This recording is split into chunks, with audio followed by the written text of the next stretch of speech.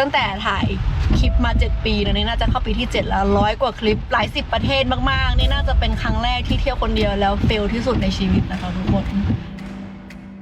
และนี่คือไฮไลท์ของนิวซีแลนด์ที่เราเดินทางตั้งตารอมาหลายวันแต่สิ่งที่ไม่คาดคิดว่าจะเกิดขึ้นก็ดันมาเกิดวันนี้โอ้ยจะอ้วก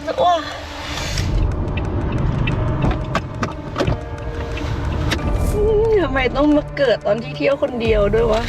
แม่เจ้าขอร้องโอเคต้องตัดสินใจจริงๆว่าไหนๆก็มาแล้วเอาให้มันสุดไปเลยมาดูกันค่ะว่าการเดินทางครั้งนี้เราจะตัดสินใจออกมาในรูปแบบไหนกับคลิปรถทริป2 วัน 1 คืนไปให้ถึงเมาคุก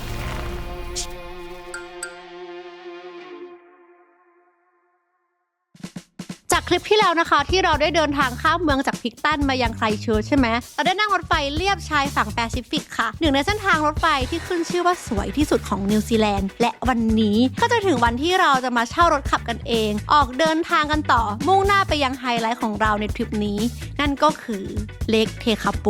และเมาคุกสวัสดีทุกคนยามเช้าในวันที่ไม่สบายเปิดมาก็จะอ้วกเลยตอนนี้เป็นเวลาจะ10 โมงเช้าแล้วนะฮะจริงๆเราจะต้องไปตั้งแต่7 โมงครึ่งนะเพื่อไปเอารถตอน8 โมงตื่นมาทุกคนเราแบบท้องเสียหนักมากแบบนอนไม่หลับตื่นทั้งคืนแล้วก็แบบอ้วกแต่เช้าแบบไม่รู้วันนี้จะไหวหรือเปล่าแล้ววันนี้เป็นวันที่แบบว่าเราต้องขับรถเที่ยวเองคนเดียวเนาะตอนนี้เราเรียก Uber นะคะเพื่อที่จะไปยังที่รับรถของเราเนาะ Hi Isu Car Rental Easy Car โอเคตอนนี้นะคะเราก็ถึง Isu Car Rental แล้วนะโอเคทุกคนตอนนี้เราก็ได้กุญแจรถมาแล้วนะคะซึ่งเราอาจจะต้องเดินหาเองแต่ว่าเมื่อกี้เห็นละไม่ยากมากของเราทะเบียน QBQ61 นั่นไงล่ะโตโยต้าเช็คสภาพรถมีรอยอยู่แล้วโอ้โหรอยเต็มเลยอะมีรอยอยู่แล้วเรียกได้ว่าฝ่าฟันสมรภูมิมาสุดๆโอ้ไม่ไปเราได้ไหมอ่ะจะร้องไห้ต้องไปกินยาก่อนถ้ากินยาจะดีขึ้นนี่นะคะก็คือรถของเราในการเดินทางไปเลคทาเคโปวันนี้เดี๋ยวเราไปร้านยานก่อนเนอะเช้าวันนี้10 โมงเราจะได้ไปไหนไหมนะซึ่งความโชคดีก็คือร้านยาของเราอยู่ไม่ไกลจากที่เช่ารถนะคะขับไป5 นาทีแต่ความโชคร้ายก็คือถ้าเราเอายามาเราก็จะไม่ต้องเสียค่ายาซึ่งเราไม่รู้ว่ายาที่นิวซีแลนด์มันแพงไหมอะไรยังไงนะเดี๋ยวไปดูพร้อมกัน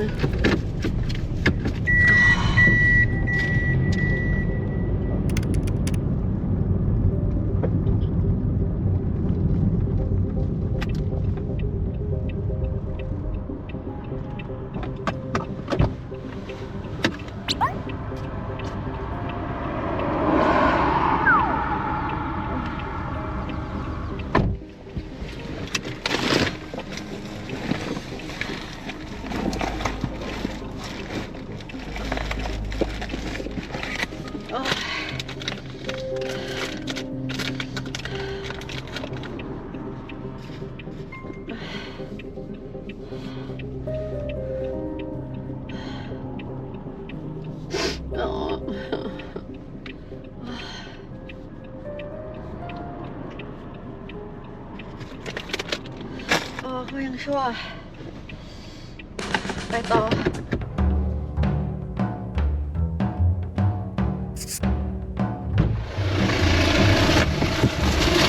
โอเคทุกคนมาละ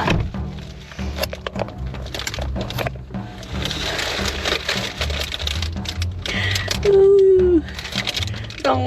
ห้ามร้องไห้ไม่ชอบอะไรแบบนี้เลยมันทรมานมากเลย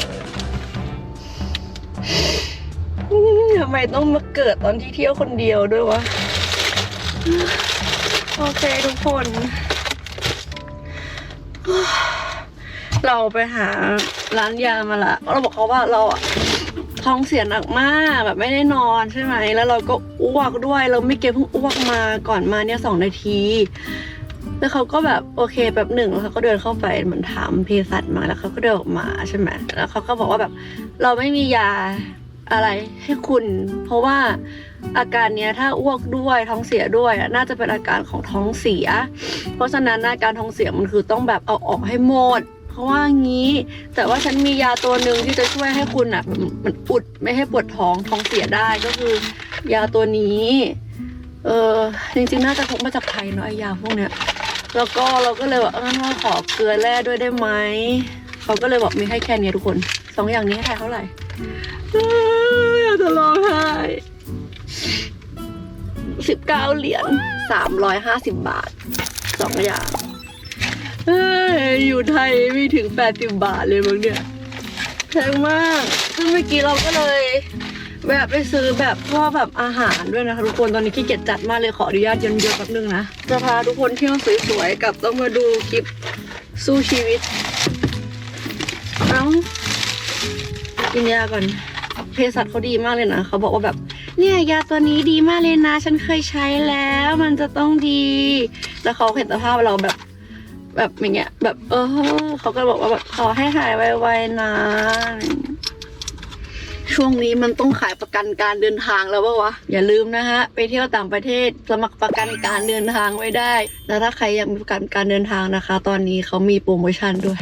และปีใหม่ก็มาพร้อมกับโปรใหม่ที่แรงกว่าเดิมแค่กรอกโค้ด PKP25 นะคะทุกคนลดไปเลย 25% ค่ะอย่างที่เราป่วยในคลิปนี้ใช่ไหมพี่ชับเนี่ยก็ดูแลเราตลอดทั้งทริปเลยนะคะคุ้มครองสูงสุดถึง6 ล้านบาทค่ะเรานะคะสามารถเข้าคลินิกไหนก็ได้โรงพยาบาลไหนก็ได้เลยนะคะแค่เราเนี่ยเก็บเอกสารเอาไว้ค่ะเราก็สามารถยื่นเคลมประกันได้เลยหรือว่าถ้าใครกลัวว่าเฮ้ยถ้าฉันแบบว่าป่วยหนักแล้วก็แบบต้องแอดมิดล่ะค่าใช้จ่ายแพงล่ะจะทำยังไงดีค่าพยาบาลล่ะพี่ชับเนี่ยก็สามารถสำรองจ่ายด้วยค่ะแต่ถ้าใครนะคะที่เดินทางไปต่างประเทศเนี่ยมากกว่า 3-4 ครั้งนะเราแนะนำว่าให้ซื้อแบบรายปีไปเลยค่ะเพราะว่ามันจะถูกกว่าแล้วก็คุ้มกว่านะแต่ถ้าใครนะคะไม่ได้เที่ยวบ่อยแบบเรานะก็สามารถซื้อเป็นรายทริปได้ค่ะซึ่ง1 ทริปเนี่ยครอบคลุมถึง5 ประเทศเลยก็ฝากประกันการเดินทางของพี่ชับไว้อีกปีนะคะทุกคนปี 2026 นะคะลดมากกว่าเดิมอย่าลืมนะคะ PKP 25ลดไปเลย 25% PKP 25ลดไปเลย 25% ฝากด้วยนะคะผมไปป่วยต่อแล้วจ้าเศร้าอยากจะร้องไห้โอเคทุกคน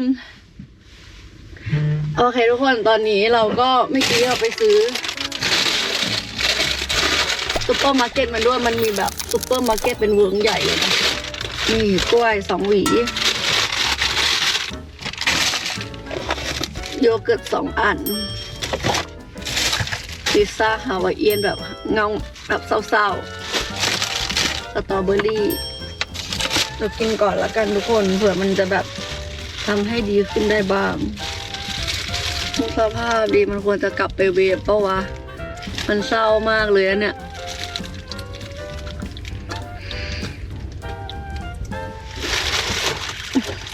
เศร้าจริงด้วย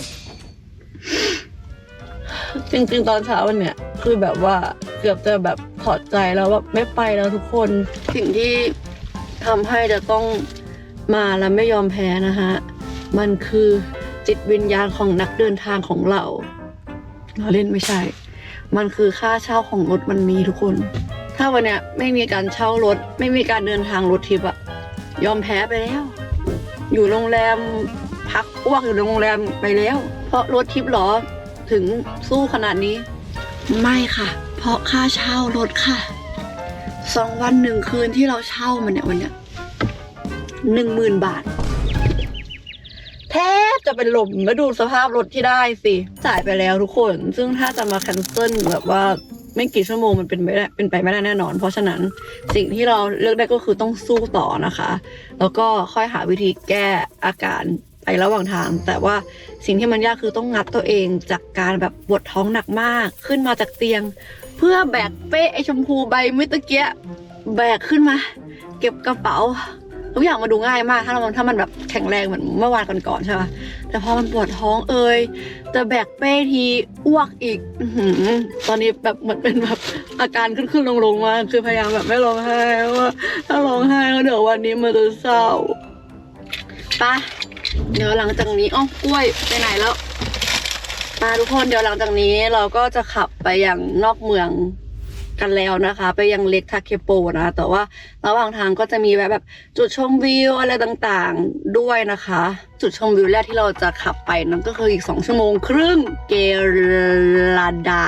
แฟลี่ลุกเอาท์นะคะภาพคือแบบดูสวยมากทุกคนดูสิ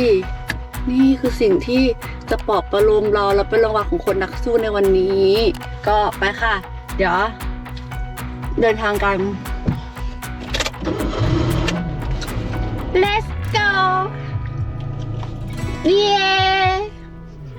ถึงแม้ว่าวันนี้นะคะเราจะเริ่มต้นวันกันแบบตะกุกตะกักมากแต่ยังไงนะคะเราก็ต้องลุยกันต่อค่ะเพราะว่าคืนนี้นะคะเรามีเป้าหมายที่จะไปนอนที่เลคเทคาโปนะที่อยู่ห่างออกไปกว่า3 ชั่วโมงค่ะทุกคนเราก็เลยกะว่าวันนี้นะคะเราจะค่อยๆไปค่ะไปช้าๆเอาเท่าที่ไหวนะมองวิวบนถนนที่ผ่านภูเขาแล้วก็ทุ่งหญ้าไปเรื่อยๆขับไปแวะนอนพักไปบ้างนะคะในที่สุดเนี่ยเราก็มาถึงเลคเทคาโปแล้วค่ะ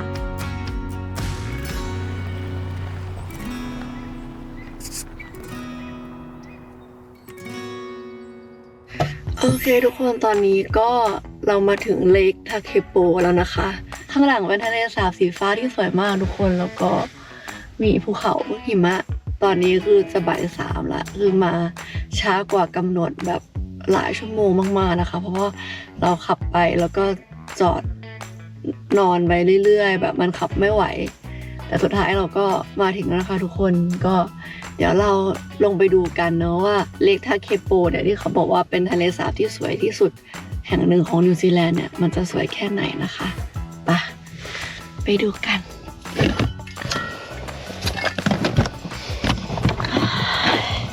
ตอนนี้เราก็มาอยู่ตรงจุดจอดพาร์กิ้งนะคะทุกคนซึ่งตรงนี้ดูแล้วไม่น่าจะต้องจ่ายตังค่าจอดนะไม่แน่ใจเพราะมันไม่ได้มีเครื่องกดจ่ายนะคะแต่ว่าสิ่งที่ชอบก็คือตลอดเส้นทางอ่ะเขาก็จะมีเหมือนแบบเนี่ยรถบ้านเป็นรถติดแหลกใส่จักรยานกันแบบเยอะมากเลยอ่ะเหมือนทุกคนมาแบบเพื่อทำกิจกรรมกลางแจ้งกันอะไรแบบนี้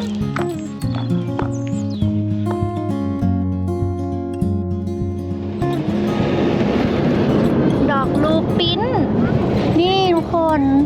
เรามาในช่วงที่ดอกลูปิ้นบานพอดีนะฮะแล้วมันก็จะแบบมีช่วงหนึ่งที่แบบเป็นทุ่งของดอกลูปิ้นเลยที่แบบกว้างมากๆนี่สวยมากแล้วก็กับทะเลสาบแล้วก็ภูเขาหิมะข้างหลังนะนี่ทุกคนเห็นไหมเขาก็พาแบบลูกๆออกมาเดินมาอะไรกัน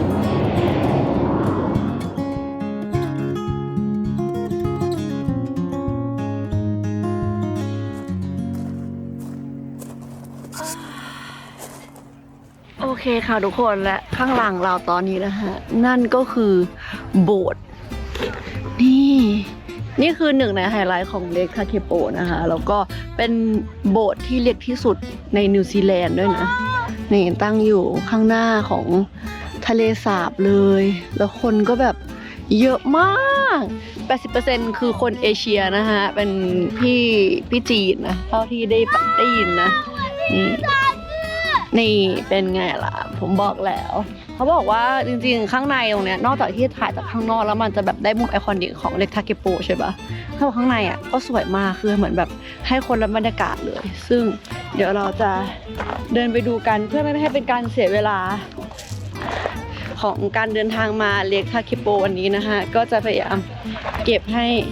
ได้มากที่สุดนะเท่าที่ร่างกายตอนนี้เราจะไหวนี่ มื่อกี้เห็นป้ายละมันเขียนว่าแบบห้ามถ่ายรูปข้างในนะคะ แต่ว่านี่ก็คือโบสถ์ใกล้ๆค่ะทุกคนที่มีอายุกว่า 90 ปีนะคะ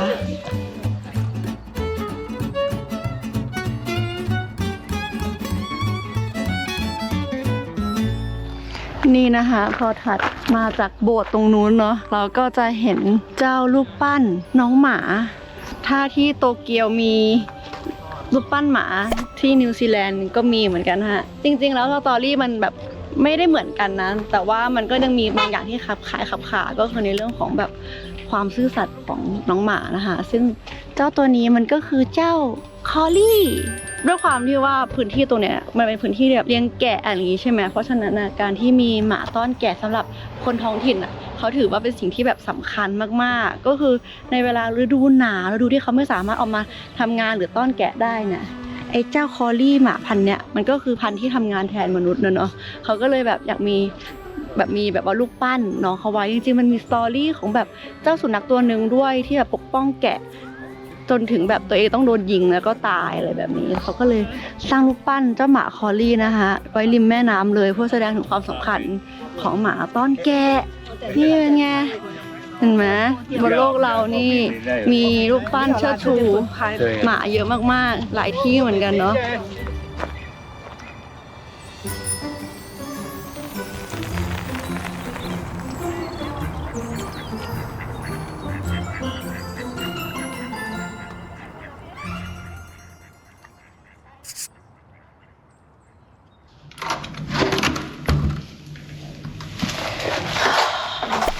คือจากที่ประเมินอาการละมันเดินไม่ไหวมันจะเข้าห้องน้ำตลอดเวลาทุกคนก็เลยคิดว่าแบบ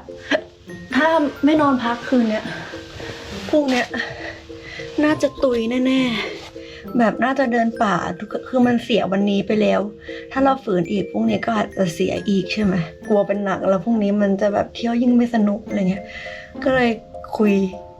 กับตัวเองนั่นแหละไม่รู้จะคุยกับใครก็นั่งวิเคราะห์อยู่ข้างหน้าเล็กทะเลสาบสวยๆเลยก็แบบเช่ารถมาทำไมวะแล้วเราก็มาเป็นสภาพเนี้ยนะ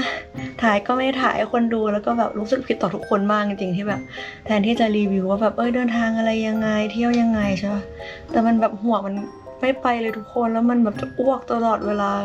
ก็เลยรู้สึกว่าวันนี้อาจจะเป็นคลิปที่แบบอธิบายการเดินทางไม่ได้ดีขนาดนั้นนะคะแต่ว่าเดี๋ยวขอนอนตื่นใหญ่ๆเลยแล้วเดี๋ยวอาจจะต้องแบบหาอะไรกินที่แบบซอฟต์ๆแล้วก็เดี๋ยวพรุ่งนี้จะพาทุกคนเที่ยวมาอีกวันหนึ่งนะคะของเกาะใต้ของนิวซีแลนด์นะอันนี้ต้องแบบขออภัยขอโทษจริงๆไม่เคยป่วยอย่างนี้ตอนเที่ยวคนเดียวเหมือนกันแบบมันแบบไม่รู้ว่าตัดสินใจยังไงแบบว่าใจนึงเราก็อยากเที่ยวมาครั้งหนึ่งในชีวิตไม่ได้จะมาบ่อยๆแล้วก็อยากพาทุกคนมาเห็นโอเคต้องตัดสินใจจริงๆว่าวันที่ต้องพักก่อนก็ไว้เจอกันค่ะทุกคนขอนอนสักตื่นหนึ่งแล้วเจอกัน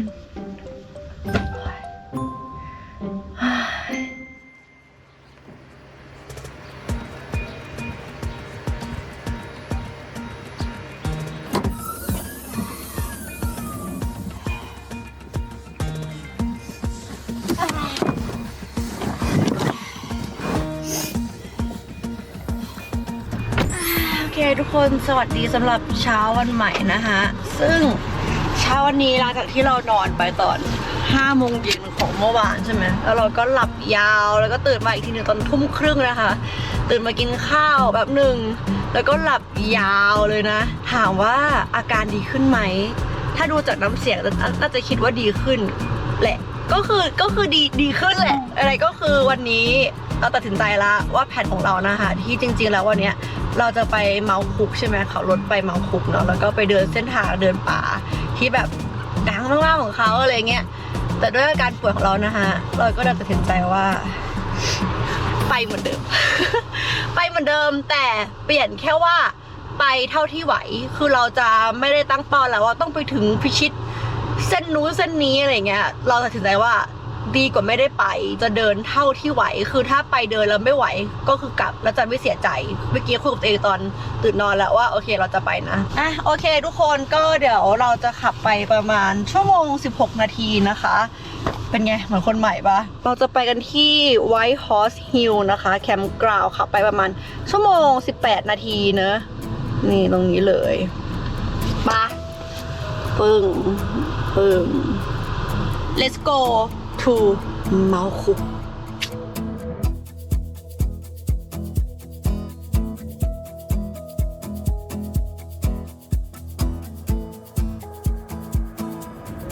สวยมาก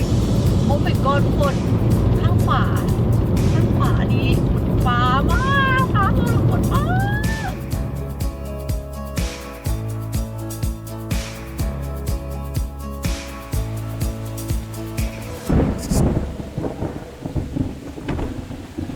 แกว่าจะมีสักกี่คนที่ซวยได้ขนาดนี้วะคือเอาจริงๆมาคือมันตกตั้งแต่แบบ30 นาทีตอนขับออกมาเลยทุกคนคือแบบ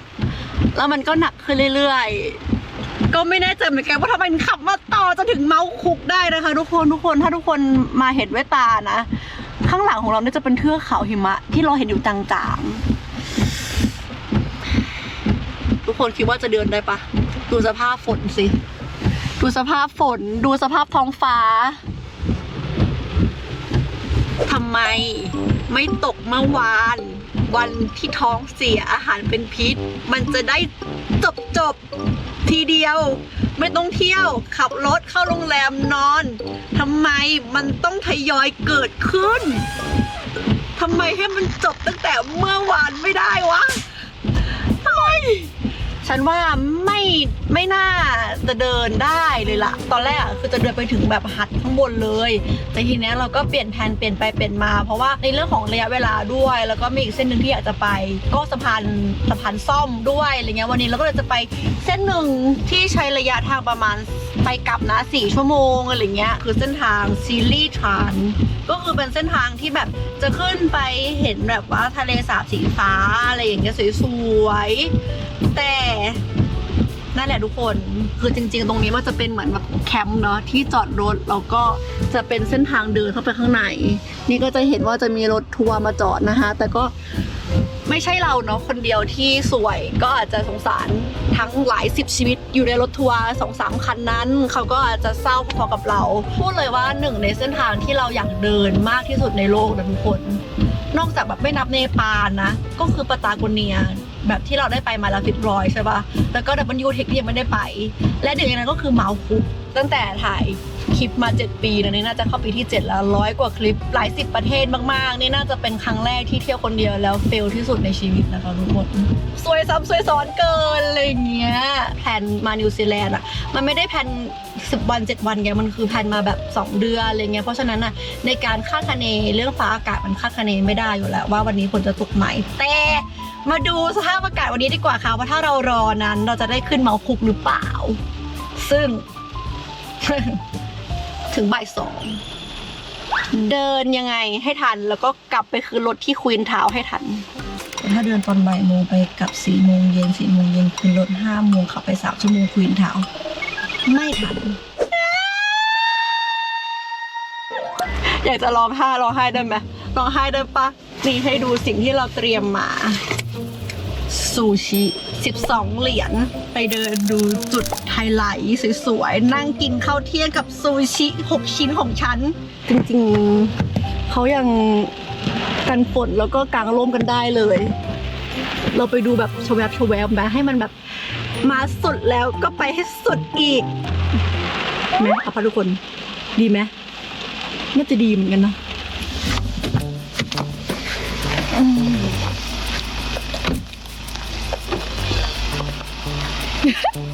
ตลกว่ะนี่จริงๆแล้วคือตรงเนี้ยมันจะเป็นเหมือนลานจอดรถนะคะทุกคนซึ่งเราต้องจ่ายค่าจอดด้วยนะแต่ว่าจริงๆเมื่อก่อนอ่ะมันจอดฟรีทุกคนแต่ว่าเหมือนเขาเพิ่งเปลี่ยนกฎเกณฑ์แบบทดลองในการเก็บค่าเข้านะคะซึ่งเขาก็จะมีตรงนู้นก็คือชั่วโมงละ5 เหรียญถ้าจอดแบบเกินหรือว่าทั้งคืนทั้งวันอ่ะก็จะคือ25 เหรียญนะอันนี้เขาเดินกลับกันมาละนี่ก็จะเป็นเส้นทางนะจริงๆเราจะต้องเดินไปทางนั้นนะคะทุกคนว้าวนี่อ๋อนี่ไงอันนี้มันมีเส้นทางแบบสั้นด้วยนะก็คือ1 ชั่วโมงนะคะไปกลับชื่อว่า Hooker Valley Trek นะ Hi this is can walk. I'm sorry? This is can walk. Do you see anything? Yeah, you can see. Really? Just you get really wet. Yeah. Okay. So where did you go? You just follow this trail. Like an hour? Oh no, it's the last part of it is closed off because they're doing some construction, but you can still get to Lake Mueller Oh, okay. and like kind of see it. It's just going to be super windy and obviously it's rainy. Yeah. Okay, I see. Thank you so much. เขาบอกเดินได้วะก็น่าจะเป็นเส้นทางนี้ แค่ไปถึงตรงเนี้ยสั้นๆ ประมาณนั้นนะคะ ซึ่งอย่างที่เราบอกว่ามันจะมีหลายเส้นทางมากเห็นปะ This is Mount Cook มันมีหลายเส้นทางที่น่าเดินมากทุกคน ซึ่งเส้นทางแรกที่เราจะไปนะคะ อันนี้คือเส้นทางที่เขาบอกที่เราจะไปตอนนี้นะ แต่ว่าเส้นทางที่เราจะไปตอนแรกคือเส้นทางนี้นี่เซนริทานนะคะ ก็คือตรงนี้ที่เราจะเห็นเล็กตรงนี้ แต่ไม่น่าไปได้ เทคโนโลยีนะเนี่ยกันลื่นสุดๆ เห็นปะเฮ้ย this is New Zealand นี่เห็นปะเห็นโซ่ปะที่เขาผูกไว้กันลื่นอ่ะโคตรฉลาด I hope you enjoy your visit really enjoy เลยล่ะโหทุกคนคิดดูนะว่าถ้ามันไม่ปิดนะมันต้องแบบเป็นแบบเทือกเขาหิมะที่สวยแบบดูดิขนาดมันฟ้าปิดอ่ะมันยังรู้สึกว่ามันต้องสวยแน่ๆทุกคนคือถ้าใครที่แบบเป็นสายแบบเดินเทรลเดินป่าเนี่ยเราว่าน่าจะเคยได้ยินเรื่องของแบบเมาคุกกันอยู่แล้วเนอะเพราะว่ามันคือเส้นทางแบบยอดฮิตดังมากๆแห่งหนึ่งไม่ใช่ของนิวซีแลนด์ของโลกทุกคนเมาคุกโอ้ยหนาวเมาคุกอ่ะโอ้ยหนาวไหนๆก็มาแล้วเอาให้มันสุดไปเลยนี่ไงที่เราบอกว่าเขาทำสะพานใหม่ We are building a new bridge in the Hooker Valley มันจะข้ามไม่ได้ทุกคนทางมันจะปิดนิดนึงนะยิ่งเดินยิ่งหนาวนี่แล้วเขาก็จะมีเหมือนแบบให้ดูป้ายความอันตรายอะไรอย่างนี้จริงๆอุทยานบ้านเราอย่างนี้น่าจะทำเหมือนกันนะแบบวันนี้สภาพลมเป็นยังไงสภาพแบบสีเขียวสีเหลืองสีแดงให้เรารู้ว่าเฮ้ยมันเดินได้ไหมอะความหนาวแบบความหนาวบ้านเรามีอยู่แล้วแต่ว่าถ้าทำป้ายให้มันดีใหญ่แบบว่าวันนี้ความหนาวเป็นยังไงนู่นนี่นั่นก่อนขึ้นอะไรเงี้ยก็น่าจะน่ารักดีแล้วก็ป้ายไม่เกี่ยวกับเส้นทางเป็นยังไงน่ารักดีนะโคตรใหญ่เลยอะฉันจะต้องกลับมาใหม่อย่างแน่นอนนี่คือวิธีที่เราเรียนรู้จากการเที่ยวคนเดียวนะคะนั่นก็คือเกาะติดกลุ่มข้างหน้าเพื่อความปลอดภัยก็เดินตามเขาไปเรื่อยๆ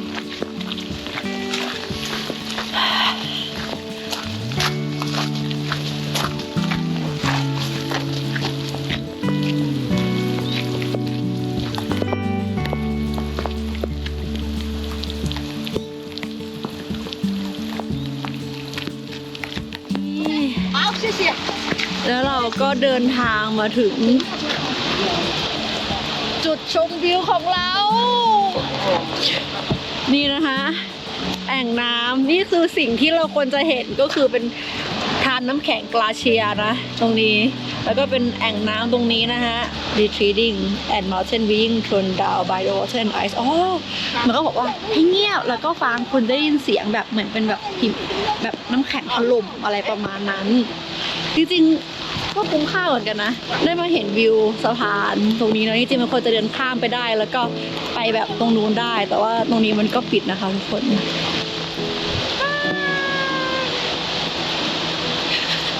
ได้อยู่สวย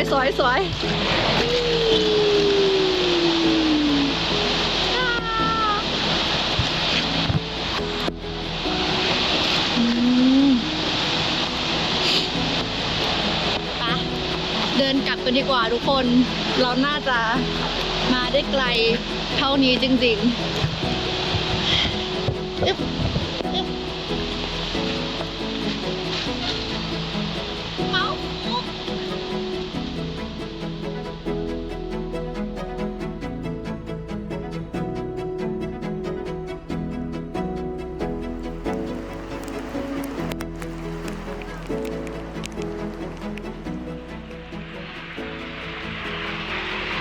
เนี่ย5 เหรียญต่อชั่วโมง25 เหรียญ per day โอ้ยตึ้งป้ายทะเบียนรถอะไรวะ QBQ61 QBQ1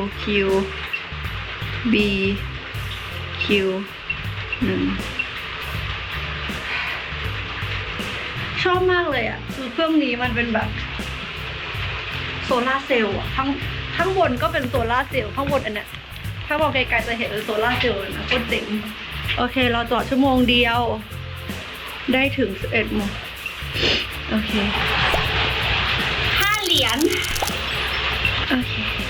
เรียบร้อยทุกคนจ่ายตังค่าจอดละ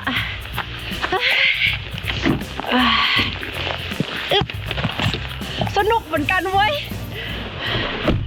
เอาเรื่องเหมือนกันเว้ยถุงเท้าขออนุญาตนะคะทุกคนอยากถ่ายทำให้เห็นถึงวิถีชีวิตของแบ็คแพคเกอร์คนเดียว ไม่ใช่อะไรหรอกเดี๋ยวคลิปมันไม่ยาวมันจะไม่ฉ่ำใจคนดูนะแต่พอคลิปตัดออกไปครึ่งชั่วโมงนะเดี๋ยวก็บ่นกันอีกว่าขอ1 ชั่วโมงได้ไหมนี่เลยถ่ายให้ดูแบบเดียวๆเปียกหมดรองเท้าก็เปียกหมดเลยทีนี้เสื้อผ้าก็ใส่ซ้ำจนแบบเน่ามากตัวไหนดีขาสั้นแล้วกันนี่แบ็คแพคเกอร์ดักเกอร์แพคเกอร์นะคะกางเกงขาสั้น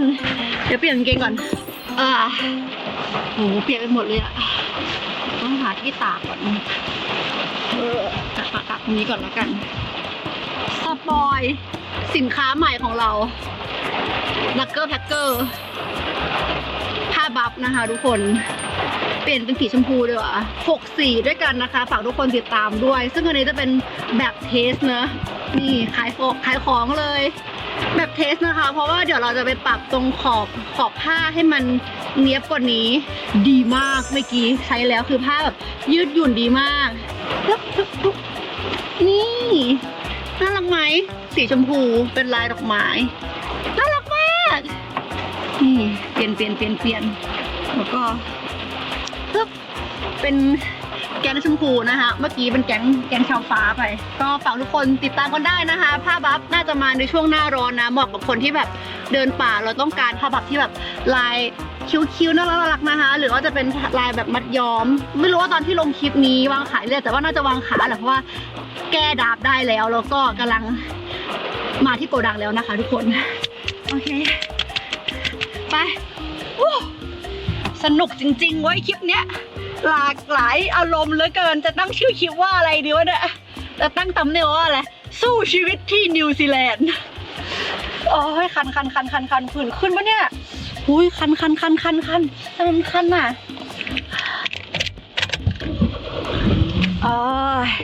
ฮิตเตอร์โอเคเอานี้ก่อนเดี๋ยวอันนี้ค่อยไปหาที่กินระหว่างทางแล้วกันเนาะเพราะว่ายังไม่ค่อยหิวมากโอเคได้ละสถานการณ์กลับมาปกติตอนนี้ฝนก็ยังไม่หยุดตกนะคะซึ่งสนุกดีมันก็อะไรใหม่ๆดีเนาะเป็นประสบการณ์แล้วกันตอนที่เดินแล้วก็คิดดูนะคะว่าแบบก่อนที่เราจะเข้าไปเดินตรงนั้นอะเมื่อกี้ที่เราพูดว่าแบบมันควบคุมไม่ได้ใช่ไหมเรื่องแบบสภาพอากาศสภาพนู่นนี่นั่นอะไรเงี้ยแต่ว่าตอนเดินกลับมาจริงๆอะเราก็แบบคิดว่าจริงๆเราควบคุมอะไรบางอย่างของทริปนี้ได้นะก็คือเนี่ยใจของเราเลยเว้ยคือแบบจริงๆถ้าเรามัวแต่มัวแต่แบบไม่ไปแล้วฝนตกไม่มาเดินอะไรเงี้ยมันคงแบบไม่เกิดอะไรที่แบบสนุกสนานเข้าไปเดินตากฝนแบบครั้งหนึ่งฉันเคยแบบไปเดินกลางฝนที่เมาส์คุกแล้วก็ไปเดินดูวิวที่แบบไม่เห็นอะไรเลยทางน้ำแข็งก็ไม่เห็นแต่เราก็ยังเดินมาให้เห็นจนสุดทางแบบเท่าที่เราจะมาได้ในทริปนี้อะไรเงี้ยเราว่าอันนั้นคือสิ่งที่ตัวเราควบคุมได้คือใจเราที่มันจะไม่เฟลเลยพอมองดีๆแล้วมันก็มีเรื่องราวมากมายเกิดขึ้นที่มันแบบมันก็เอาไปเล่าต่อได้เนาะแบบเฮ้ยจริงๆเราก็เก่งมากเหมือนกันนะที่แบบท้องเสียเมื่อวานแบบจอดอ้วกอะไรเงี้ยคือการที่พาตัวเองที่แบบหนักขนาดนั้นนะคือถ้าอยู่กรุงเทพแบบคงแบบนอนซมไปแล้วแต่เราสามารถขับรถมาแบบ 3-4 ชั่วโมงมายังทะเลสาบเพื่อแบบดูวิวดอก ดอกลูปินได้อะแม่งคือแบบเก่งมากๆแล้วนะอะไรเงี้ยตอนที่เดินกลับมาก็นั่งคิดเว้ยแล้วก็แบบวันนี้มันก็ดีแค่ไหนแล้วที่เราอาการดีขึ้น จริงๆมันมีเรื่องดีเยอะมาก คือก็พยายามหาเรื่องแบบดีๆให้เรารู้สึกว่ามันก็ไม่ได้แย่ขนาดนั้นอะไรแบบเนี้ยนั่นแหละก็สนุกดีรู้สึกว่าเที่ยวคนเดียวถึงจะได้เห็นความรู้สึกอะไรแบบนี้ที่มันไม่ได้มีใครมาช่วยตัดสินใจไม่ได้มีใครมาช่วยแบบเฮ้ยไหวเปล่าอะไรเงี้ยแต่ว่ามันคือตัวเราล้วนๆเลยเว้ยที่แบบคิดว่าจะทำอะไรตัดสินใจยังไงจะมาไหมจะไปไหมจะออกไปเดินไหมมีแค่เราที่คิดคนเดียวในหัวแล้วมันถ่ายทอดให้คนดูไม่ได้ด้วยนะคือเวลาเราคิดมันก็จะแบบอยู่ในหัวว่าเอายังไงต่อว่าอะไรไงต่อว่าเขาตัดสินใจถึงเราค่อยบอกทุกคนใช่ป่ะแต่ว่าอันนี้แหละมันคือเสน่ห์ของแบบการมาคนเดียวเว้ยคือการแบบตัดสินใจเฟลก็คือเฟลด้วยตัวเราถ้ามันแบบสนุกก็สนุกด้วยตัวเราจริงๆอะไรแบบนี้หรือเปล่าวะที่เราต้องการมาเพื่อได้สัมผัสมันก็คือประสบการณ์หรือเปล่าอะไรเงี้ยเดี๋ยวเมาส์ฟุกไม่เห็นวันนี้เราก็อาจจะมีโอกาสได้กลับมาใหม่หรืออาจจะมากับเพื่อนก็ได้มันอาจจะไม่ใช่ครั้งสุดท้ายหรือเปล่าอะไรประมาณนั้นก็สนุกดีทุกคนไปกันต่อดีกว่าค่ะที่ควีนทาวน์เนาะก็จะเป็นเมืองสุดท้ายของเราในทริปนี้ละแต่ว่าไม่ใช่คลิปสุดท้ายนะคะเพราะว่าเดี๋ยวพรุ่งนี้ก็จะไปเที่ยวควีนทาวน์กันต่อแล้วก็เรานัดเพื่อนสมัยมัธยมเอาไว้ด้วยแล้วเราก็จะไปเที่ยวอีกที่หนึ่งก็คือมิลฟอร์ดซาวน์นะคะเป็นหนึ่งในไฮไลท์เหมือนกันของนิวซีแลนด์นะแต่ว่าก่อนการจะขับไปควีนทาวน์ได้นั้นไม่ใกล้เมาคุกเลยค่ะทุกคนเปิ้งไปเฮ้ยไม่ขึ้นเหรอเฮ้ยเอาดีๆอีซูคาเลนโทคาควีนทาวน์เราต้องขับออกจากที่นี่ก่อนวะบางทีชีวิตก็ไม่ต้องสู้ขนาดนี้ก็ได้ประสบการณ์มันเยอะแล้วเนาะเน็ตหนักได้ละควีนทาวน์3 ชั่วโมงครึ่งค่ะทุกคนเราจะขับไปควีนทาวน์กันนะโอเคปะเดี๋ยวเราขอนั่งพักอีกแป๊บหนึ่งแล้วเราก็จะเดินทางกัน Let's go จากตรงนี้นะคะไปถึงควีนทาวน์เนี่ยก็ใช้เวลาประมาณ3 ชั่วโมงกว่าค่ะทุกคนเราก็มีแวะพักไปเรื่อยๆนะคะระหว่างทางและนี่แหละค่ะเราว่ามันคือเสน่ห์ของการแบบขับรถเที่ยวคนเดียวเลยอะคือเราอยากจะพักอยากจะจอดนานแค่ไหนก็ได้ตามใจเราเลยและจุดนี้นะคะก็ถือว่าเป็น1 จุดไฮไลท์ค่ะที่คนเนี่ยชอบแวะมาถ่ายรูปกันนั่นก็คือลินดิสพาสถนนที่สวยที่สุดแห่งหนึ่งในเกาะใต้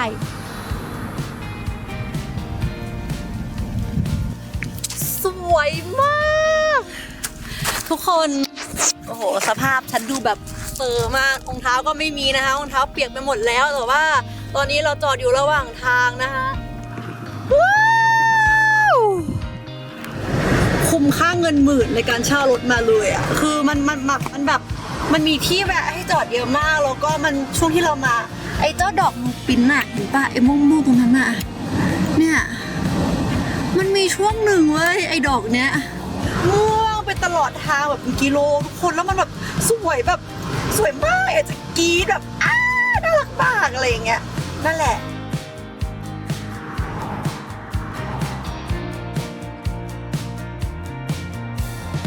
ถึงใจเรานะคะอยากจะจอดนานกว่านี้นะแต่ว่าก็น่าเสียดายค่ะที่เราเนี่ยมีนัดคืนรถกันในเย็นวันนี้ค่ะและแน่นอนก่อนที่จะคืนรถเราก็ต้องแวะไปเติมน้ำมันกันก่อน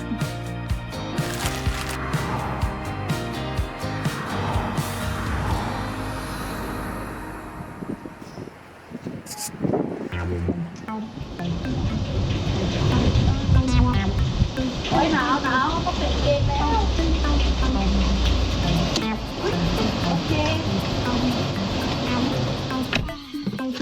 โอเคทุกคนไปจ่ายตังมาเสร็จแล้วนะคะ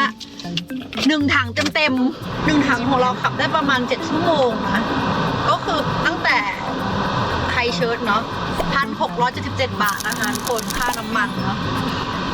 เอาเรื่องมากๆนี่คือขนาดรถคันเล็กนะคะทุกคนไม่เป็นไรเดี๋ยวเราจะต้องขับรถไปคืน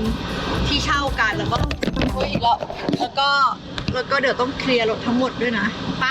นี่ไปเดี๋ยวมีคนต่อแถวรอทุกคนไปคืนรถกันครับผมถึงควีนทาวน์แล้วเย้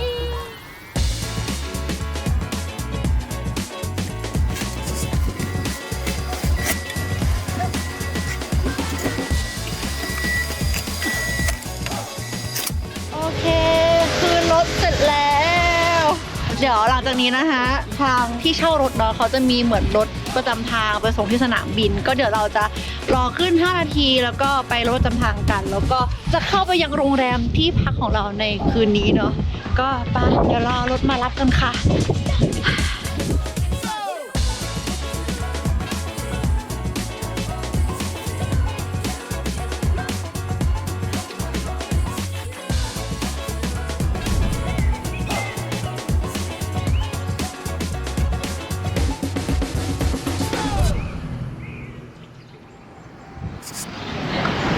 กลับมาอยู่จุดที่คุ้นเคยไลโลฉันคิดถึงแกเหลือเกิน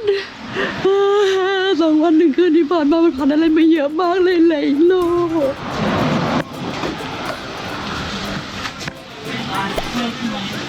เช็คอินก่อนนะทุกคน The driving heavy, especially if you can take your time. The thing is, it's in the day. It's like 4 hours of driving to get there and 4 hours back. So I've got to cram in for like 30 miles. I can help. I can facilitate.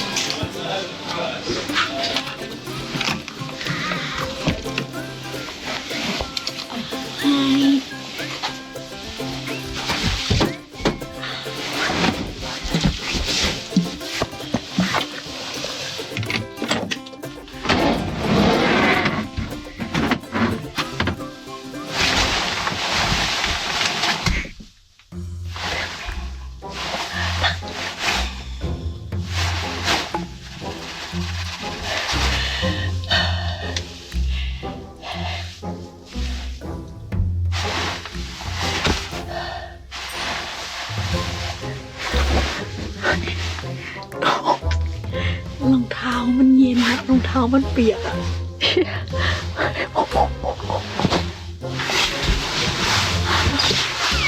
นักสู้แห่งนิวซีแลนด์เวอร์พักแป๊บนึงแล้วเดี๋ยวกลับมาเจอกันใหม่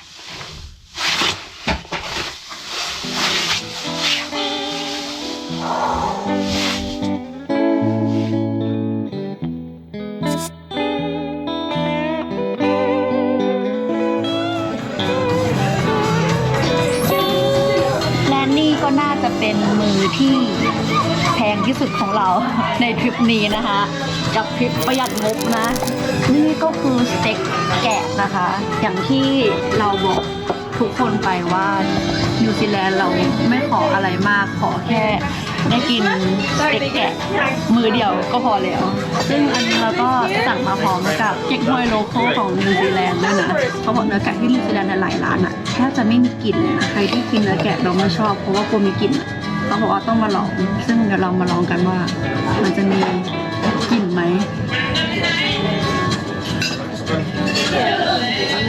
มีเหมือนเดิมกลิ่นแกะชัดมากแต่อร่อยมากนุ่มและนี่ก็คือรางวัลของเรากับคนเก่ง2 วัน 1 คืนนี้ได้กินของอร่อยได้ No, I think I just have that. Sure? Yeah. Thank you. It's like the weight was on you.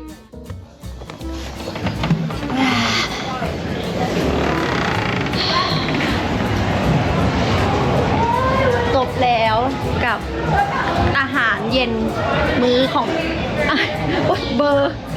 จบแล้วกับอาหารเย็นมื้อแรกของเราที่ควีนทาวน์นะคะแล้วก็เป็นเหมือนรางวัลให้กับคนเก่งของเราใน2 วัน 1 คืนนี้ไม่มีใครชมก็ชมตัวเองเนี่ยแหละก็ตอนนี้นะคะเราก็อยู่เหมือนแบบถนนคนเดินของควีนทาวน์แล้วก็จะเห็นว่ามีร้านกาแฟมีร้านช้อปปิ้งเยอะแยะมากมายนะคะก็เราสรุปจบเลยละกันในคลิปนี้จริงๆเป็นคลิปที่ไม่ได้ตั้งใจให้เกิดขึ้นเลยจริงๆมันควรจะแบบแยกเป็น2 คลิปด้วยซ้ำก็คือพาทุกคนไปเที่ยวพาทุกคนไปเที่ยวทะเลสาบใช่ไหมแล้วก็อีกคลิปหนึ่งก็คือไปเที่ยวแบบเมาคุกอะไรแบบเนี้ยแต่ว่าหลายๆอย่างเกิดขึ้นแบบไม่ได้แพลนไว้ทั้งเรื่องของอากาศที่ตอนเนี้ยฝนก็ตกอีกแล้วนะคะตอนแรกก็แบบคลิปนี้จะเล่าได้ไหมแล้วก็รู้สึกขอโทษคนดูจริงๆทุกคนที่แบบไม่สามารถพาทุกคนเที่ยวตามได้จริงๆคือตอนแรกเรากะ ะว่าให้ทุกคนอ่ะดูแล้วก็แบบแพลนเที่ยวตามได้ใช่ป่ะด้วยเหตุการณ์หลายๆอย่างอ่ะเราว่าส่วนหนึ่งอ่ะถ้ามันไม่ได้แบบท้องเสียทุกคนสามารถแบบอะแดปเป็นไกด์ไลน์เที่ยวตามได้อยู่นะก็คือทุกคนสามารถเช่ารถเหมือนที่เราเช่าได้นะคะผ่าน trip.com นะแต่ว่าด้วยส่วนตัวเรารู้สึกว่าเจ้าที่เราเช่าอ่ะรถแอบเก่าไปนิดนึงแต่น่าจะด้วยราคาที่มันถูกมากๆด้วยอะไรอย่างเงี้ย2 วัน 1 คืนอยู่ที่ 10,000 บาทนะคะจริงๆอ่ะราคามันจะไม่ได้แพงขนาดนี้แต่ว่าเราอ่ะคือรถคนละเมืองอะไรเงี้ยราคามันก็เลยจะสูงขึ้นนะคะเช่าไคเชิร์ตขึ้นไคเชิร์ตอะไรเงี้ยราคามันก็จะไม่ได้สูงขนาดนี้แต่ว่าเราอ่ะไม่ได้อยากจะย้อนไปย้อนมาแล้วเราอ่ะมีเวลาแค่10 วันด้วยอะไรเงี้ยก็เลยรู้สึกว่าโอเคเรายอมจ่ายแพงเพิ่มขึ้นแล้วเราก็สามารถแบบขับรถเที่ยวได้แล้วข้อดีคือจริงๆแล้วว่ามันมีรถสาธารณะสำหรับใครที่แบบเป็นสายแบบแบกเป้งเงี้ยมันก็ยังมีรถบัสนะคะที่สามารถไปเล็กเทคาโปได้นะคะแต่ว่าข้อเสียของเราก็คือรู้สึกว่าถ้ามันเป็นบัสอะมันจะไม่สามารถจอดระหว่างทางแล้วดูวิวได้เลยแนะนำว่าเส้นทางเนี้ยให้เช่าดีกว่าของเกาะใต้เพราะว่าที่แวะเที่ยวถ่ายรูปเยอะมากจริงๆคือเราว่าขับรถอะคุ้มเหมือนกันแล้วก็จริงๆแล้วนะคะถ้าวันนี้ฝนไม่ตกอ่ะทุกคนสามารถอะแดปได้เหมือนกันก็คือสามารถไปเดินเขาเมาคุกได้เหมือนกันก็คือ4 ชั่วโมงแต่ว่าจะต้องเผื่อเวลาตื่นสัก6 โมงเช้าขับไปถึง7 โมงครึ่งอะไรเงี้ยแล้วก็เริ่มเดินแล้วก็กลับมาคืนรถให้ทันภายใน5 โมงครึ่งอะไรเงี้ยก็ลองไปอะแดปดูนะคะแต่ว่าคลิปเนี้ยต้องขออภัยจริงๆที่ไม่สามารถแบบเล่าพาทุกคนแบบเที่ยวได้แบบตาม 100% เพราะว่าเกิดเหตุแบบไม่คาดคิดจริงๆว่าแบบมันจะเกิดอะไรแบบนี้เกิดขึ้นนะทั้งหมดอ่ะพอมองภาพกลับไปอ่ะก็รู้สึกว่าอย่างที่เราบอกตั้งแต่ที่เมาคุกเนาะว่ามันก็เป็นเรื่องดีๆที่แบบเป็นประสบการณ์ว่าเอาไปพูดได้อ่ะว่าครั้งหนึ่งฉันอุตส่าห์ขับรถเที่ยวคนเดียวขับรถแบบ4 ชั่วโมงเพื่อไปแล้วก็ขี้แตกแล้วก็ขับรถกลับมาควีนทาวน์อะไรแค่นี้อะไรเงี้ยคลิปนี้ก็ประมาณนี้ค่ะทุกคนก็หวังว่าจะเป็นไอเดียมั้งให้ทุกคนแบบไปเที่ยวตามได้แล้วก็เผื่อเป็นไอเดียสำหรับใครที่แบบเที่ยวคนเดียวหรือเป็นผู้หญิงเนาะในการแบบตัดสินใจหรือว่าเป็นแรงบันดาลใจแบบเฮ้ยฉันกลัวแบบฉันป่วยระหว่างทางมันจะเกิดอะไรขึ้นหรือเปล่าอะไรเงี้ยก็ดูอันนี้เป็นตัวอย่างได้นะคะก็หนักอยู่เหมือนกันแต่ก็ผ่านมาได้จ้ะได้มากินสเต็กแกะที่ควีนทาวน์ด้วย คลิปหน้าก็จะเป็นคลิปที่เราจะเที่ยวกันที่ควีนทาวน์นะคะทุกคนก็เป็นเมืองที่ดูทรงแล้วดูดีมากไวบ์แบบภูเขาดีมากเลยนะคะแต่ว่าเดี๋ยวคลิปหน้าจะเที่ยวเต็มๆแล้วก็ได้เจอที่คนไทยด้วยก็จะพาทุกคนไปดูชีวิตของคนไทยในนิวซีแลนด์กันดูว่าแบบเฮ้ยมันน่าอยู่จริงไหมมันแบบเหมาะกับการมาอยู่ไหมอะไรอย่างเงี้ยเพราะเห็นก็เป็นหนึ่งประเทศเนาะที่คนไทยอยากจะมาลองใช้ชีวิตกันดูก็เดี๋ยวพรุ่งนี้นัดเจอเพื่อนแล้วก็เจอที่คนไทยด้วยก็ฝากทุกคนติดตามกันด้วยนะคะเลยอีก2 วันสุดท้ายละที่นิวซีแลนด์ของเรากับการเที่ยวคนเดียวนะคะแล้วเจอกันรู้สึกยังไงคอมเมนต์บอกกันมาได้นะคะอยากรู้มากเลยว่าได้อะไรหรือเปล่าในคลิปนี้บาย